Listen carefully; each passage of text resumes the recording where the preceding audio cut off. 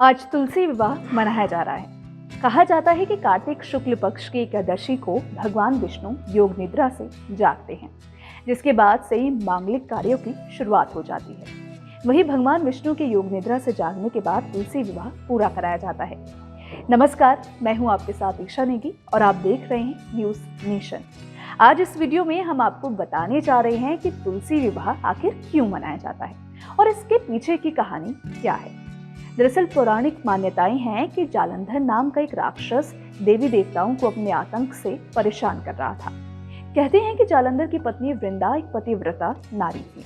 इतने नहीं, वृंदा की पूजा से जालंधर को किसी भी युद्ध में हार का सामना नहीं करना पड़ता था। इसके अलावा वृंदा भगवान विष्णु की बहुत बड़ी भक्त थी और ऐसे में भगवान विष्णु की कृपा की वजह से भी उसके पति जालंधर को युद्ध में हमेशा जीत मिलती थी।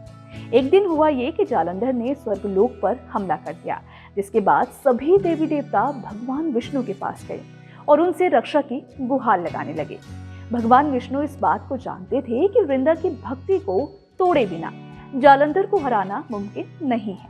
अब ऐसे में उन्होंने जालंधर का रूप लिया, जिसके बाद वृंदा का पतिव्रता धर्म टूट गया, जिससे जालंधर की सारी शक्तियां खत्म हो गई और इसके बाद जालंधर युद्ध में मारा गया। और ये बात जब वृंदा को पता चली तो वो बहुत निराश हुई। बाद में वृंदा को जब उसके साथ किए गए छल का पता चला तो उसने गुस्से में आकर भगवान विष्णु को श्राप दे दिया।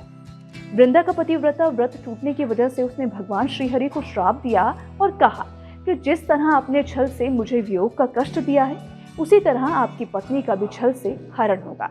साथ ही आप पत्थर के हो जाएंगे और उस पत्थर को लोग शालिग्राम के नाम से जानेंगे। कहते हैं कि वृंदा के श्राप की वजह से भगवान विष्णु दशरथ के पुत्र श्री राम के रूप में जन्म लिया। फिर बाद में उन्हें सीता हरण के वियोग का कष्ट झेलना पड़ा। धार्मिक कथा है कि वृंदा पति के वियोग को सहन नहीं कर पाई और सती हो गई।